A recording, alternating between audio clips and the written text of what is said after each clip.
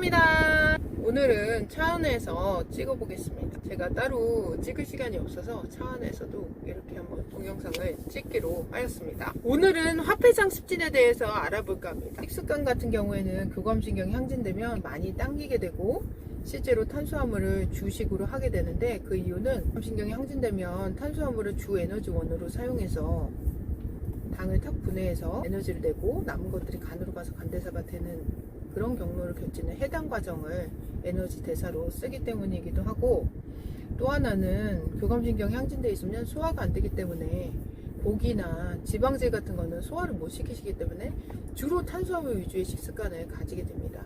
그렇게 되면 몸에 더욱더 독소가 많이 쌓이고 간 기능이 떨어지기 때문에 화폐상 습진 같은 경우에는 탄수화물을 많이 줄이시고 단백질과 야채 그리고 몸에 좋은 지방을 드시면서 식습관을 교정해 주시는 것이 좋습니다. 또 하나 중요한 것은 물을 3리터 드시는 것.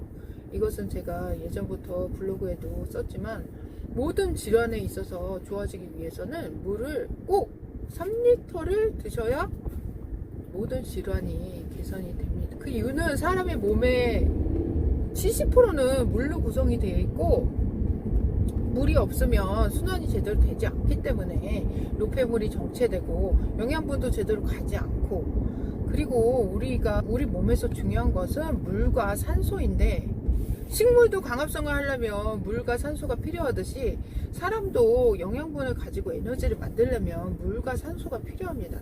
그런데 물이 부족하게 되면 자꾸 그 물을 끌어서 쓰기 위해서 여러 가지 호르몬들을 분비를 하게 되는데, 그중 하나가 히스타민입니다. 히스타민은 우리가 가려움증을 유발한다고 보통 알고 있는데, 히스타민의 가장 중요한 역할 중에 하나는 물을 조절하는 것입니다. 왜 물 부족을 해소하기 위해서 히스타민을 많이 분비하고 그러면 자꾸 염증이 가려움증이나 염증이 생기기 때문에, 특히 이런 피부염 환자에게 있어서는 꼭 물을 3리터를 복용하시는 것을 필수로 알고 계시면 되겠습니다. 그래서 화폐상 습진 같은 경우에는 이런 자율신경을 교정을 해주면서 혈 부족을 해소를 해주고 간 기능을 개선시키고 전체적인 순환을 촉진시키고 노폐물을 빨리 제거를 해주는, 그리고 림프구가 아닌 이제 과립구의 과다한 활동을 없애주고 림프구들을 활성화시켜주는 것이 영양요법의 주 목적이라고 할 수 있습니다. 그런데 화폐상 습진 같은 경우에는 처음에 치료를 시작하게 되면 처음 화폐상 습진이 나타났던 병변 부위보다 훨씬 그 부위가 넓어지고 심해지는 듯 보이기도 합니다. 또 없던 부위에 염증이 생기기도 하고 한바탕 전쟁을 치르게 되는데, 그 기간이 보통 2-3개월은 소요가 됩니다. 그러니까 2-3개월 동안은 더 지금보다 겉으로 봤을 때는 심해질 수 있다는 뜻입니다.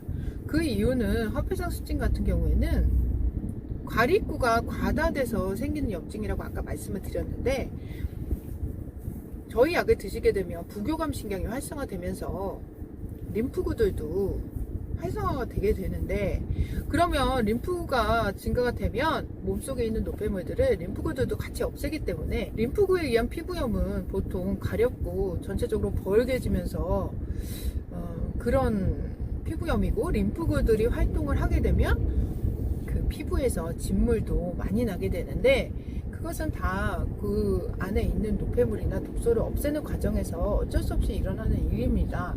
그래서 저희 약을 드시는 동안에 2-3개월 정도는 더 심해질 수도 있다는 것을 항상 머릿속에 기억을 하셔야 합니다.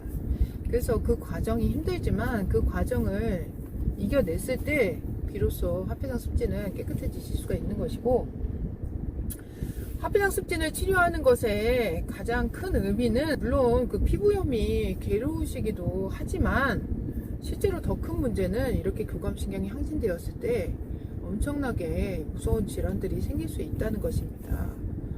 물론 이제 지금도 화폐상 습진 환자분들이 주로 있는 증상들은 잠을 제대로 못 자거나 변비가 있거나 소화가 안 되고 손발이 냉하고 이런 교감신경 항진 증상들을 물론 동반하시고 계시고, 이런 증상들은 저희 영양요법을 하시면 모두 같이 개선이 됩니다.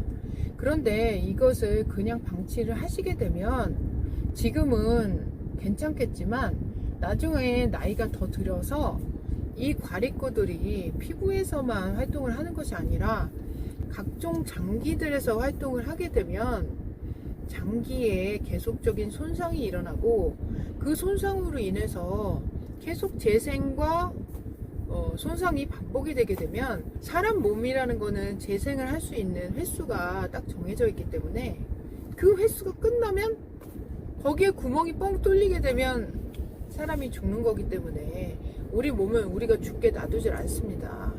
그래서 그 구멍을 메꾸기 위해서 암세포를 만들어서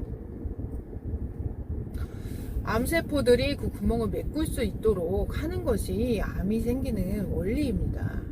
암도 교감신경 항진으로 생기는 질환 중에 하나인데 물론 암뿐만 아니라 간 기능이 떨어지면서 각종 대사증후군, 고지혈증, 혈압, 당뇨 이런 것들도 다 생기게 되고 그로 인해서 또 약을 복용하시면 몸이 더 안 좋아지고 이런 악순환이 반복되는 것이기 때문에 지금처럼 이런 화폐상 습진이 생겼을 때 몸을 한번 싹 교정을 해서 건강한 상태로 만들어주는 것은 매우 중요한 일입니다. 화폐상 습진이 지금은 굉장히 괴롭고 힘드시겠지만 이거를 그냥 놔뒀을 때 생기는 여러 가지 질환에 비하면 세 발의 피라고나 할까 정말 별거가 아닌 것이지만 피부염은 직접적으로 느끼는 것이 굉장히 괴롭기 때문에 물론 많이 힘드시겠지만 나중에 더 힘든 일이 생길 수도 있다는 것을 기억을 하시고 물론 비용이 많이 들고 시간이 오래 걸리지만 그런 과정을 거쳐서라도 꼭 영양요법을 통해서 화폐상 습진을 치료를 하시는 것이 좋습니다. 영양요법을 하시면 다양한 약들을 많이 드리게 되는데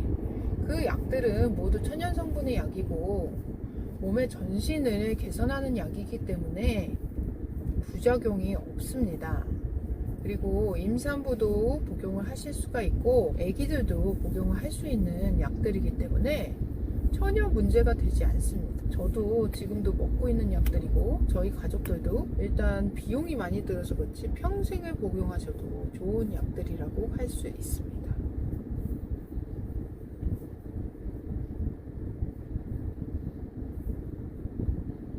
기간은 6개월을 최대 집중 치료 기간으로 잡고 그런데 사람에 따라서 더 시간이 걸리실 수도 있습니다. 그리고 그 이후에 좀 좋아지시면 줄여가면서 1년 동안 꾸준히 복용을 하셔야 완치를 하실 수가 있습니다. 그리고 약은 하루에 2번 또는 3번을 드시게 되는데 제가 정해드린 용량대로 약을 드셔야 효과가 있습니다. 사람마다 용량이 다른데 그것은 증상의 정도나 몸 상태에 따라서 약이 다르게 들어갑니다.